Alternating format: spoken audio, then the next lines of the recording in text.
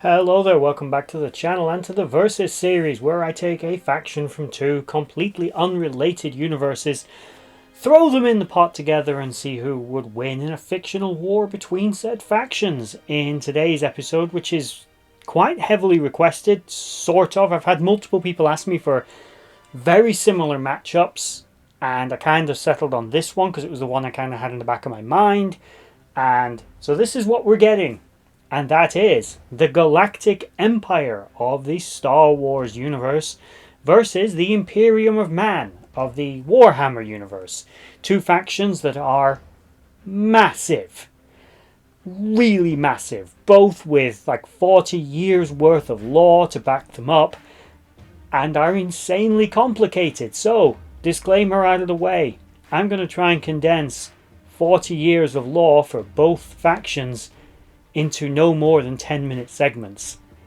I am going to miss stuff out. I really am. So I'm really sorry in advance if I miss out your favourite nugget of lore from Warhammer or from Star Wars or your favourite ship, because I'm simply not going to be able to condense it. And if you're a fan of those franchises, you know damn well there's no way I can fit everything into 10 minutes. So this is going to be an overview of both factions' rough capabilities and the players involved in their said respective empires. And if there is anything I miss, or there's something you think that I should have included that would sway the battle one way or the other, feel free to tell me in the comment section down below. With that out of the way, the only other proviso and rule for this series is the two factions, despite their differing technological levels, must have a level playing field to at least be able to harm one another. This means that their weapons must be able to do damage to each other, irrespective of whether or not they have shields or energy weapons or projectile weapons. We have to make a little assumption they can harm one another. So with that nugget of information out of the way, all of the bits of information about the factions will remain the same. Disposition of forces, general reputation and quality of soldiers, the size of their navy, resources, speed of their ships, everything is the same. Except that one factor, they have to be able to hurt each other. With that said, let's get started. Also wish me luck because, again, these are massive factions. Trying to condense this down. I'm also going to do my damn best to do this off memory as a self-challenge. So, yeah, let's see.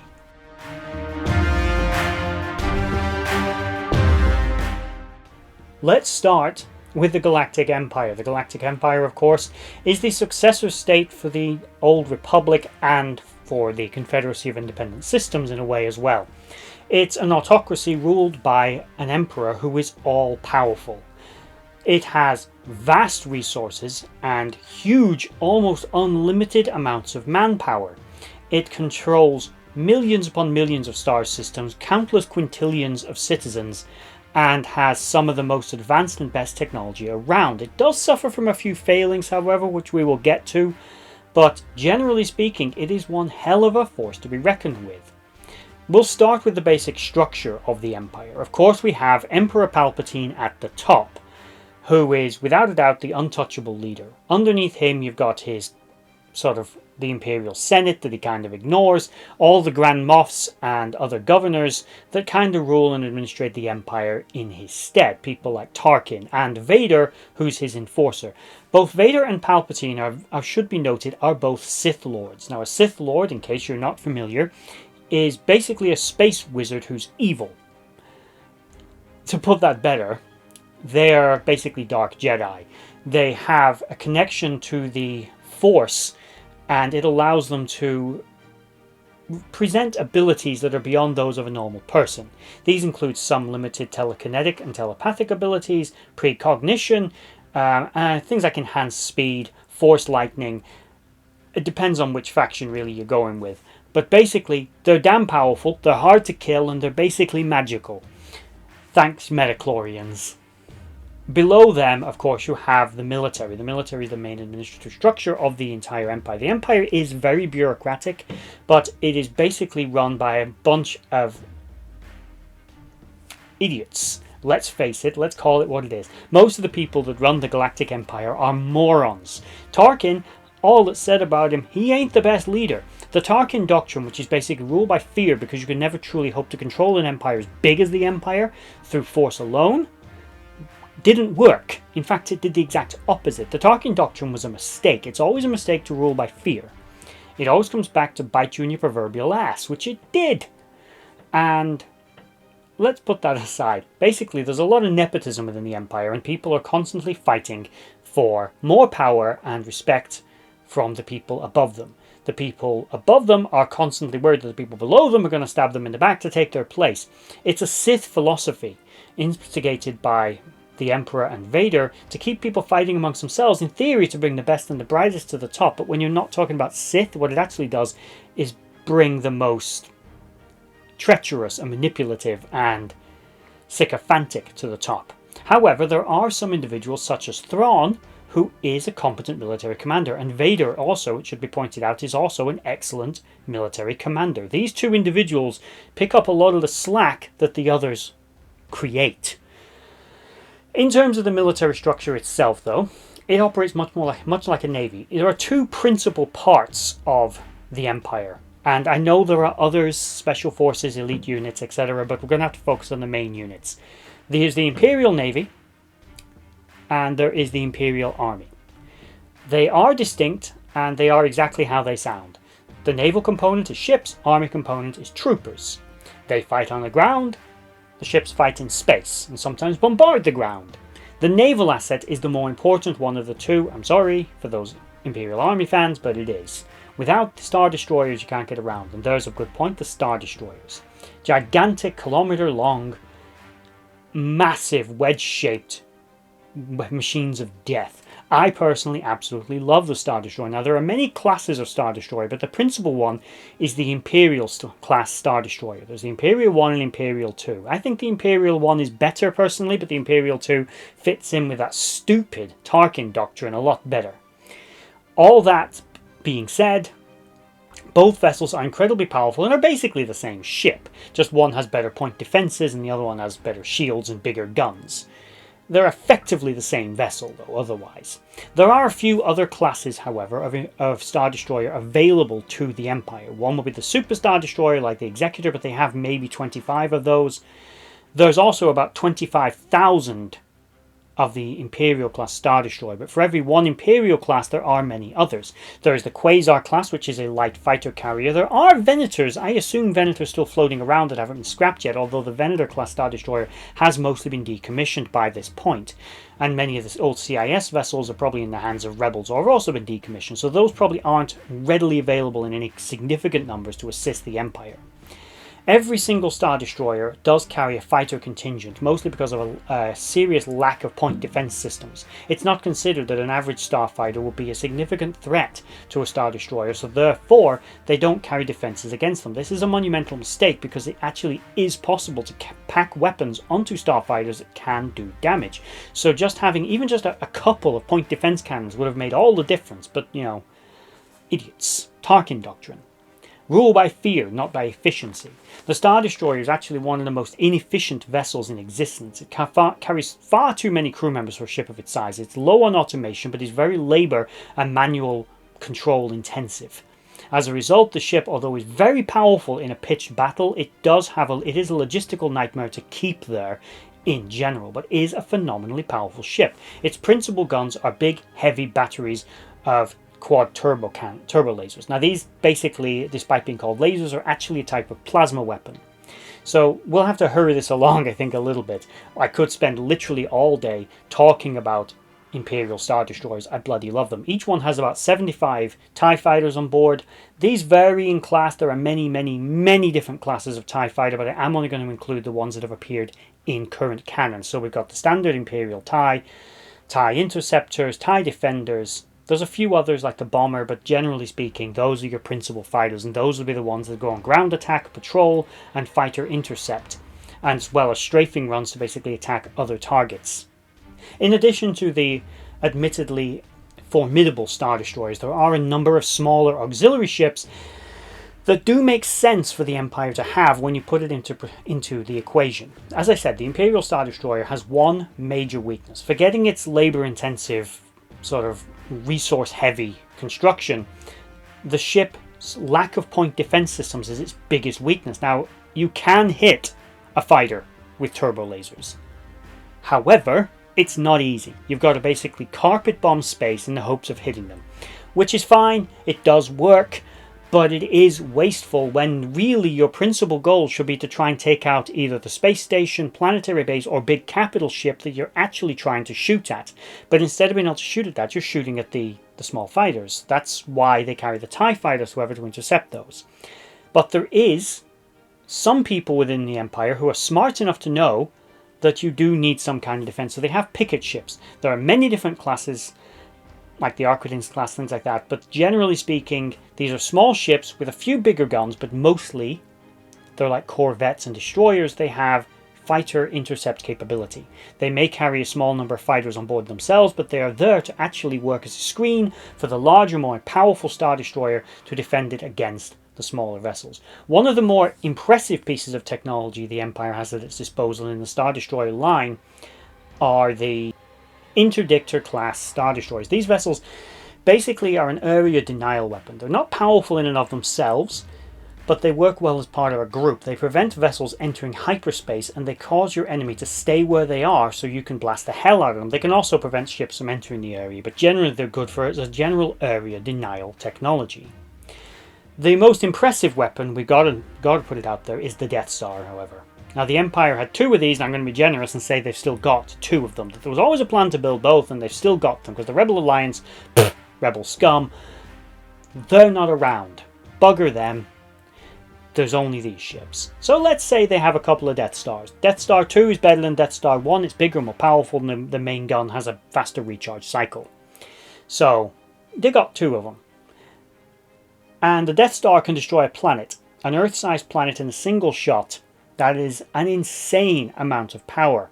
If you know anything about physics, you know how much energy it would take to destroy a planet. You've basically got to counter the energy the planet it has itself, basically the mass and the density and all the gravity that's holding it together. You can create an extinction level event relatively easily, comparatively, but actually blowing it apart to the point where there's just an asteroid field and it won't, the gravity well has been destroyed and won't just coalesce, that's hard. That takes a huge amount of energy, because basically if you blow a chunk off, 2 planets hitting each other won't accomplish this. You could blow a big chunk off it, but effectively it'd enter orbit, maybe turn into a moon or a ring, but eventually recoalesce into the planet anyway. So it's not so easy to destroy a planet. So the Death Star is an immensely powerful weapons platform. Every Star Destroyer as well has large numbers, maybe 10,000 stormtroopers on board. We'll get to them. There's the army troopers, which we'll quickly flick to. When we talk about ground units, there are specialized TIE fighters that are designed to work in atmosphere. They have planetary shield technology. They have the impressive walkers, which despite their reputation, the AT-AT is an impressive transport.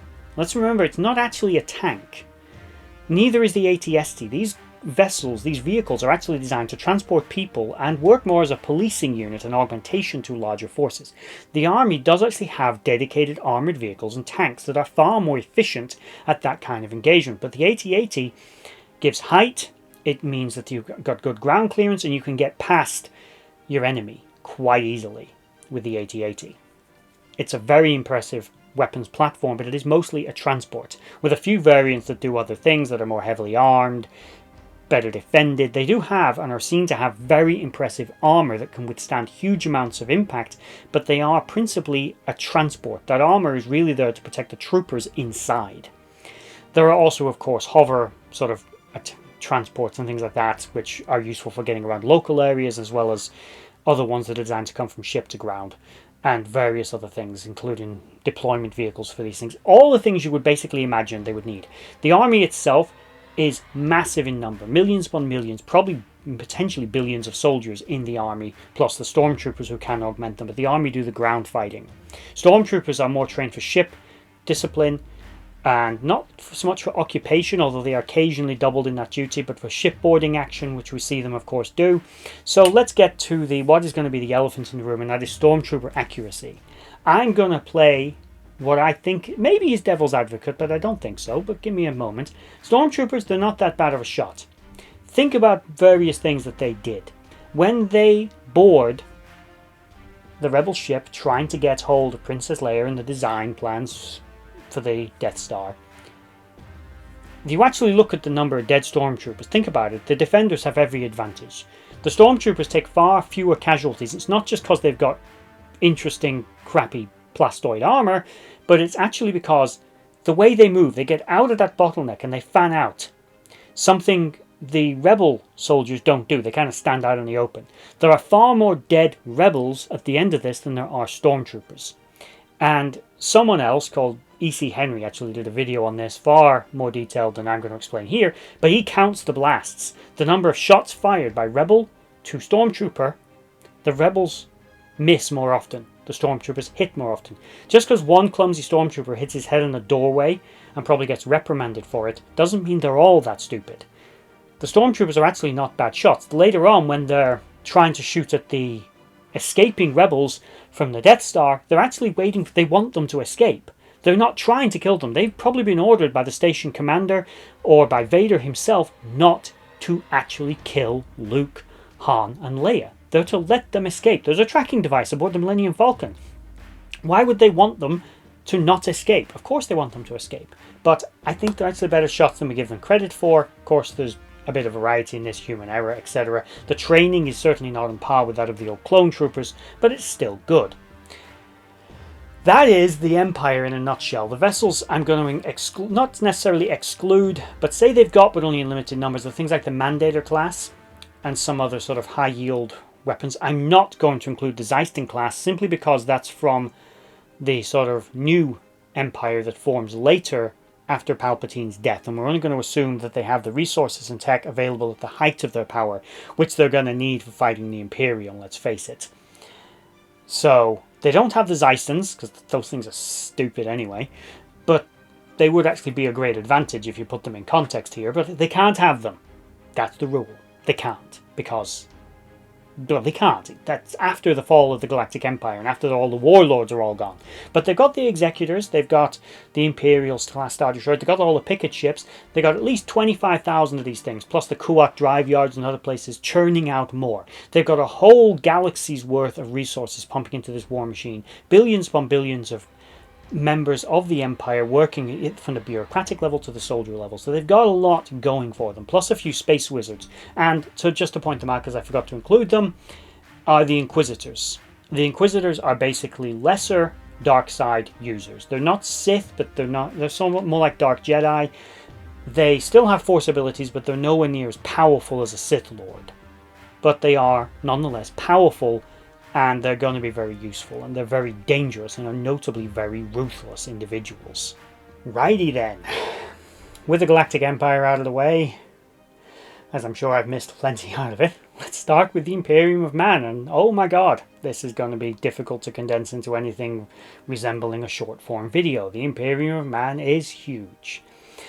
It, again, is a galaxy-spanning empire ruled over by an autocratic emperor, kind of. Unlike the Galactic Empire, the Emperor of Mankind is badly injured and disabled and is stuck on the Golden Throne.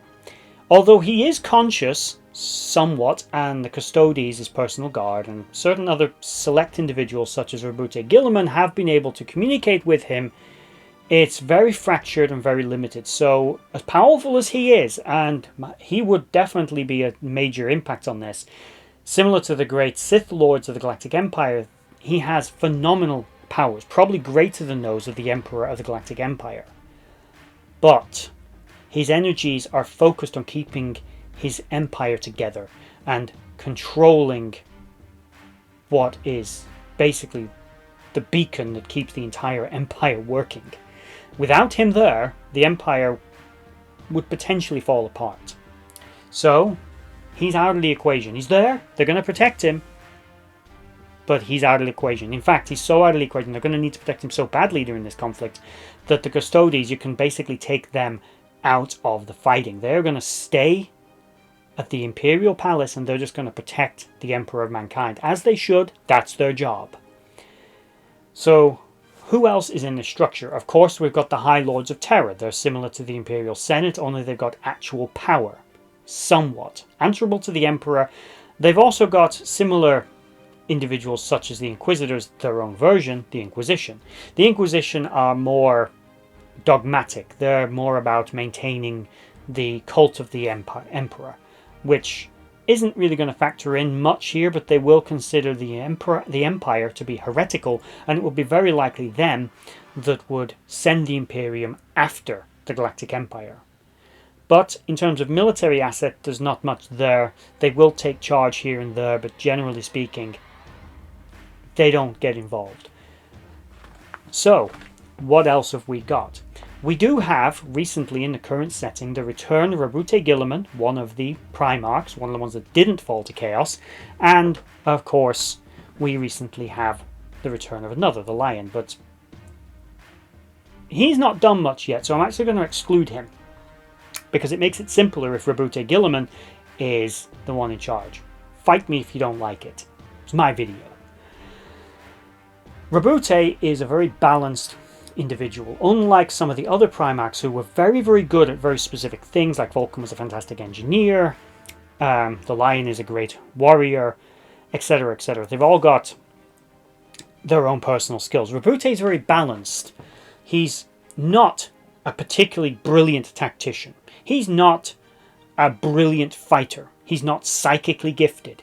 But what he is a bit of everything. He's a generalist and he's a politician, but he's also got the skills to lead armies. And as a Primarch, he's a superhuman specimen on a god tier level, the only being surpassing him within humanity being his own father, the Emperor of Mankind. So, he's powerful. He lacks the powerful psychic abilities that are similar to those that the Sith have, but doesn't matter. He's got the Psykers for that, so let's talk about the Psykers. Human Psykers. There are many of them, far more of them than there are Sith. Some of them are dangerous. If they're not trained properly, and they don't control themselves, they can actually allow a demon to possess them. They can open up a warp breach and cause the destruction of their entire planet. As a result of this, although there are some within the Imperium that would like to see all Psykers destroyed, that's not practical. Even the Emperor knew that, because the Emperor himself was a Psyker. Psykers are mostly tolerated, but they have to be controlled, because if they're not controlled, and as unfortunate as this is, and I'm sure that, again, there are many within the Imperium that do see it as unfortunate, they have to be restrained and trained. Now, if that can happen, they can become as many of them can become part of the great Psyker houses that become navigators on ships. Others are used as fuel to keep the Emperor alive, which is its own thing. Those are the kind of rejected ones. No one said the Empire is perfect. But again, these are greater good decisions. As bad as it is that they've got to kill their own Psykers to keep the Emperor alive, if they didn't do that, all the humans would die. The entire Imperium would collapse, and billions upon billions, probably more, would die. On that side note, the Empire has quintillions of people, probably more, sextillions probably, across the galaxy, but not human. And the Galactic Empire is a human-centric agency. So is the Imperium of Man. They're both human-centric. The difference is that the Imperium of Man on its own has multiple quintillions of people. That's more than trillions, to put it in perspective. The Imperial Navy, for example, has hundreds of billions of officers and crews serving on their ships and stations and outposts, not to mention many other little factions of naval assets and other military branches that also have their own. So it's big. You've got the Sisters of Battle. I said you've got the Custodies, you've got the Astartes that we're going to get to. The Imperium of Man is big. The infantry numbers in the hundreds of billions. Probably more. We're probably talking trillions of soldiers.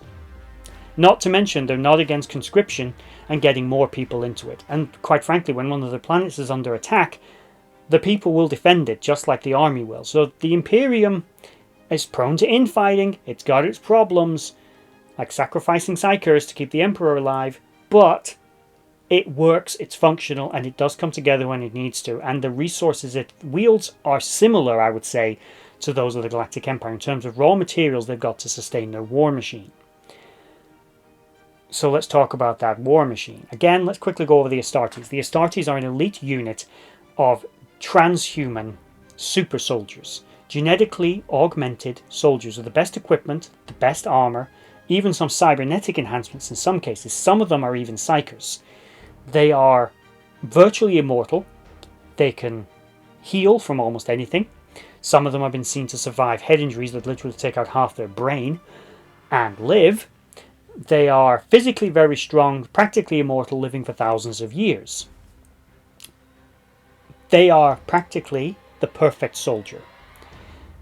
Even though many of them are very disconnected from the humans that they protect, they are part of the Imperium, and they are the Emperor's fists. The regular army, the Astra Militarum itself, with the infantry and the naval assets, is, as I said, massive. It is a huge force which the Imperium can wield against its enemies. There are millions of ships. There's over 1 million star systems. They have fighters on board. Their ships are even bigger than Imperial Star Destroyers. They are protected by shields, which both factions have. Both factions use energy weapons, although the Imperium does still use projectile weapons such as missiles and other things as well, although the Imperium does have... The Empire does have proton bombs and things like that. So both sides use fairly similar weapons in this regard. The Imperial Navy, though, is far larger. 25,000 Star Destroyers that are on average smaller and fewer in, and as a result fewer in number as well, are not one-on-one a match most likely for Imperial vessels. So let's remember that. Each one of their ships does have fighters. There are many different types. One of the more notable are the Gloriana class. They are absolutely gigantic weapons of death that can, on their own, glass an entire planet without an issue. The Imperium routinely wipe out Xenos worlds, dirty Xenos scum, and they do it on a whim because they feel like it. Just because the Xenos exists, it deserves to not exist. Just its very existence is a threat to the survival of the human race, and they will destroy it if given an opportunity. If you're human and you don't fall into the fold, they'll wipe you out as well. They'll kill you until the resistance disappears and the rest of you join. Or they'll wipe you all out because you're too resistant. Or you're contaminated by an alien culture. They're extremely brutal. The Navy, as I said, is a big part of this. Although the Navy does first and foremost exist to protect the Empire, it's not against liquidating assets of the Empire to save the greater Imperium of Man. Just to touch on the Psychers, because they're going to be a factor. As I said, there are millions upon millions of Psychers across the Imperium, probably billions. Definitely billions, actually. And each one of them have differing levels of ability. You also have Blanks, who I don't imagine really would matter to a Sith Lord, but they do exist. They're like an anti-Psyker. But Psyker's abilities in many ways mimic those of a Sith Lord. They can even send energy blasts similar to Force Lightning that the Emperor can produce. It should also be noted that in the Galactic Empire, only the Emperor can produce Force Lightning currently. Theoretically, Vader should be able to do it.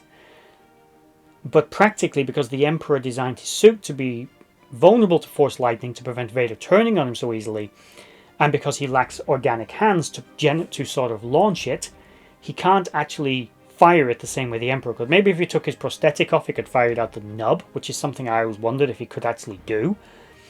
In Legends, just as a little aside, Vader could produce something called a lightning ball, basically. I don't actually know if it was called a lightning ball, but that's what we'll call it.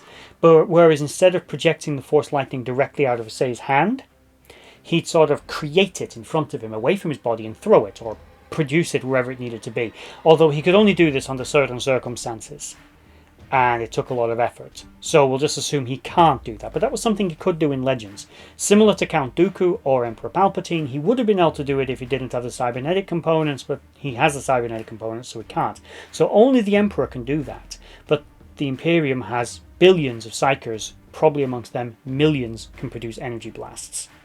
Where do these two factions stack up against one another? Brief, quick overview before we get into the battle. Both have galaxy-sized empires. Both have vast resources probably equal to one another. The Empire, though, has been around for a shorter period of time, hasn't got as many ships that are incredibly labour-intensive to build and maintain. Although Imperial vessels can be as well, including some of the older ships that they don't know how to build anymore. But they still build ships at an impressive and alarmingly high rate, far higher than that of the Empire. So the Imperium has more ships that it produces at a greater speed. Both factions have fighters, but I would say probably due to the fact that a TIE fighter, although is an impressive piece of technology and is probably faster than the fighters of the Imperium, it's probably no more maneuverable, but is less well armed, doesn't carry shields, although I don't believe most Imperium vessels have shields. But Imperium fighters are better armed, better armoured, and I think are probably more deadly. On every level, the fighters don't compare, but that's the Empire's own fault for going cheap rather than doing the X-Wings, which it should have done in the first place, because the X-Wing was meant to be an Imperial vessel. They should have just built them instead of building so many TIEs. Now, they do have the Defender, which is an absolutely amazing fighter, which I would bet would absolutely outclass absolutely anything the Imperium has on a fighter level, and probably one-on-one can even probably take on a few of the Imperium's corvettes and smaller vessels. And in numbers, I bet the Defender's a threat even to some of the medium-sized Imperium ships. Both have impressive planetary defenses. Both can generate planetary shields, although for the Imperium that's far less common. More likely local shields, local void shields around, say, their Titans on the ground and other things, which is impressive. But I would say actually the Empire might have an edge in the utility of some of its ground vehicles. The Imperium has things like the Lehman Russ tank, but the Empire has some, I think, has better armored vehicles. If you actually look at their hover tanks and their other armored vehicles that they got, they're actually very well engineered. Now the tanks of the Imperium are as well, but many of them are based on old patents, and although I think we're going to look at more a quality versus quantity thing, and rarely for the Empire I think they've got the quality. But that said, things like some of the Imperial Titans and Imperial Knights are probably much better than the larger vehicles used by the Galactic Empire, like the AT-ATs. Infantry wise, I don't think Imperial troopers are any worse than the general soldiers of the Imperium of Man, but I don't actually think that they compare when you're talking purely about weight of numbers. The Imperium and the Empire will sacrifice people willingly in huge numbers. So, basic overview, the Imperium has millions of ships, the Empire has thousands. The Imperium has hundreds of billions, if not trillions of soldiers. The Galactic Empire, we're going to generously assume, has a few billion. Let's say 10. And that's, I think, maybe pushing it. In terms of capabilities, the average Star Destroyer is smaller, although much faster, is not as well armed or as well shielded as it's the Imperium adversary. The Imperium vessels have void shields, whereas the Galactic Empire, there are basically two types of shields in Star Wars. One that stop high velocity objects and energy, and others that actually physically stop stuff. Imperial Star Destroyers are very well shielded, but I think compared to the void shields into the Imperium, probably not as well.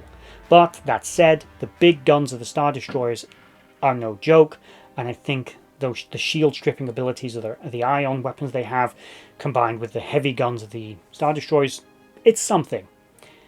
But do you see why I didn't really want to pose anyone against the Imperium of Man? I'm not even touching everything about the Imperium. The Imperium is stupidly big. It's so stupidly big, which actually is to its detriment sometimes, which may factor into this. The Imperium's bureaucracy is far worse than that of the Empire. I mean, far worse. It's on a different level. The Imperium can sometimes take decades to respond to a problem. Before they even notice that a world has gone dark, it's already been destroyed. The Empire is far more rapid in its response, partly because of better communications and partly because of much faster ships and more reliable FTL. The Empire, of course, uses hyperspace, and the Imperium, of course, uses warp. Warp is far slower and more dangerous and filled with demons. Hyperspace does have things in it like Purgle, but generally speaking it's not a major issue. It's pretty safe.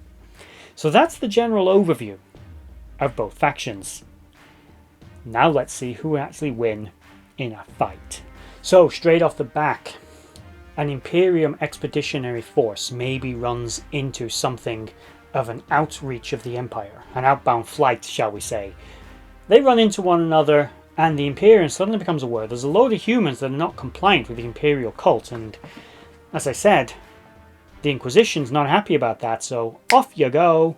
Send in the Astartes, send in the diplomats. Let's come join us. Palpatine just cackles and says, no, Vader, go make them go away. There's a fight. My guess would be the rogue traders or others that have come into the Galactic Empire's domain are probably snuffed out pretty damn fast. The Imperium of Man under Rabute Gilliman and the High Lords of Terror decide that this Galactic Empire they've just encountered is a great big threat and they've got to go and bring it into compliance now. So another great crusade is put together. Now the Emperor, he's been planning for the invasion of the Yuuzhan Vong or some other extragalactic threat for many, many years. And the Empire is pretty set up. It's pretty sweet when it comes to rapid response and getting its Star Destroyers where it needs them.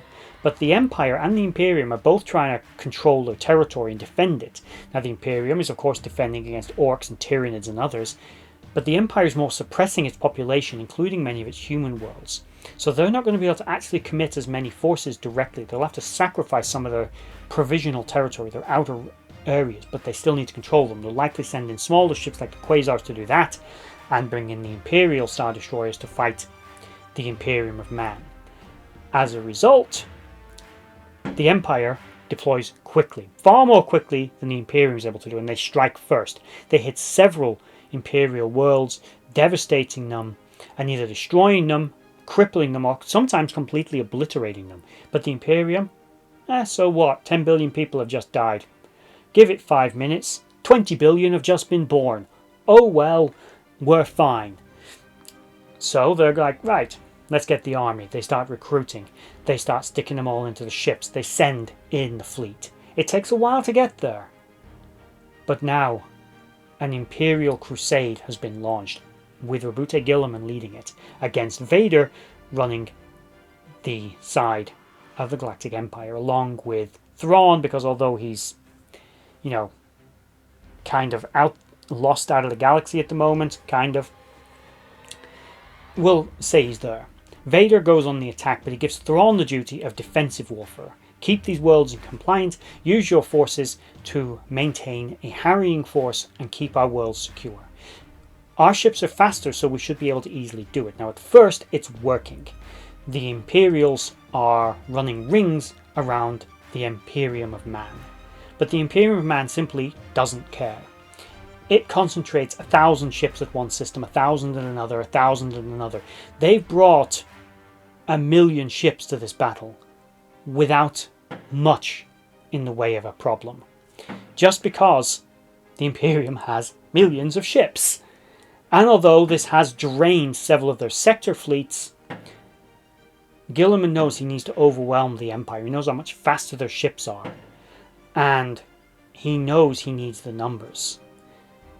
Now, he's trying to sway every world they come to join the Imperium willingly. Now, a lot of people hate the Empire, but the Imperium doesn't seem any better, so they're not coming into compliance easily. So the Imperium is now having to suppress and control worlds it is beginning to annex. But as much as Vader is doing well in direct combat with the Imperium, he's losing ships faster than he can destroy them. His troops are not the quality of the old clone troopers, and the battles are fierce. They're brutal, but they are ultimately going very one-sided. Yes, the Galactic Empire, especially with its bigger executor class where Vader is present, is doing a lot of damage. Psychers know that the Imperium is throwing at them. Vader wiped the floor with the average Imperial Psyker. His Inquisitors are struggling more with them, but they're working more as assassination units, trying to get behind the enemy lines and take out their commanders, who are themselves guarded by this point by some Psychers, because the Imperium's not that stupid, and they start trying to defend themselves. Now the Imperium is taking losses, but the Empire realizes that one-on-one their ships are not an even match. Imperial vessels are far sturdier, stronger, and are better shielded. I'd say the individual cannons of the vessels of the Empire are more powerful, but the sheer overwhelming size of the ships of the Imperium of Man, especially the bigger ones like the Glorianas, although there aren't many of them to be fair, is too much for the Imperial class Star Destroyers to handle. The smaller cruisers and destroyers of the Imperium, fine. One-on-one, fine. They can fight each other. But the Imperium just has so many. Slowly overwhelming the Empire deploys one of its Death Stars under Tarkin. Tarkin begins an area denial. Any world that's tainted by the Imperium, he blows it up. He doesn't use the Death Star to actually attack the Imperium. He's trying to make the victory for the Imperium hollow, so they don't want to win, so they want to back off. What he doesn't understand is, just like he doesn't understand how the Empire works, they don't care. If that world wouldn't come into compliance anyway, they would have destroyed it themselves. Eventually, though, they decide the Death Star is too much of a threat, and Rabute Gilliman himself personally launches an attack against it and destroys it. By this point, Palpatine has set up shop on the other Death Star and is using it as his base of operations while he tries to increase production. He's got the Dark Trooper program in full swing, but it's perhaps a little too late. As much as the Imperials are able to run rings around the Imperium, they're losing too many ships. The Imperium is flooding in more and more troops. The Empire, despite several valiant efforts by Vader to invade Imperial space, and he does do a lot of damage. Every time he turns up, he batters planetary defenses. He bombards planets. He takes out shipyards, but there's so many. He's beaten back every time. He can't hold any of the territory he has because they're losing too much ground behind him. He keeps having to come back. Despite the tactical genius of Thrawn, Thrawn by this point has realised that the Imperials are not going to win. The Imperium is simply too big. Yes, it's tactically fairly crude in many ways. Its soldiers are not the best, but that doesn't matter. There's so many. They're so powerful. The Empire is overwhelmed. Palpatine tries to retreat into hiding, but Gilliman's not going to allow that. He sends forces after him. Now, at first, the Emperor is able to get away, but his removal from his grace and lordship from the leadership leaves Vader and Thrawn and the others to try and vie for power, which the Imperials start to do, because the Emperor runs away, trying to save himself, realizing that his empire is going to fall, and he'd rather it fall because it can't win, because it can't defend him. Tarkin's dead. Vader ends up having to engage with Gilliman directly, taking his capital ship against his in an epic duel, which I'm going to say does again not go Vader's way, simply because although Vader's going to survive this, Vader is also forced to go into a retreat. His fleet is annihilated. Gilliman's ship is badly damaged but not destroyed. The Imperium keeps coming. World after world after world of the Empire is falling into Imperial compliance, and the Imperium of Man is simply smashing the Empire to pieces. Despite their best efforts to find other ways to attack them, to weaken them, to slow them down, is not working. The Imperium is just overwhelming the Empire. Even though, when it comes to planetary defenses like worlds like Scarif, the Imperium struggles like you wouldn't believe and takes far higher casualties trying to attack these worlds than what the Imperium loses in losing them, the Imperium does lose them. And although they're making the Imperium of Man pay in blood for every meter of space they take, they're taking it. And the Imperium doesn't mind losing those forces, because as far as they're concerned, every human world that they capture is another world for the Imperium of Man, for the Holy God Emperor. Palpatine goes into hiding. Vader, Thrawn and others die eventually glorious deaths in the name of their empire, fighting against the Imperium. Gilliman, badly injured from his fight with Vader, he may be taken out of the equation from a little bit, but he eventually is right back in there because Astartes, especially Primarchs, heal fast. And the Empire simply has no answer to these brutal, savage super soldiers.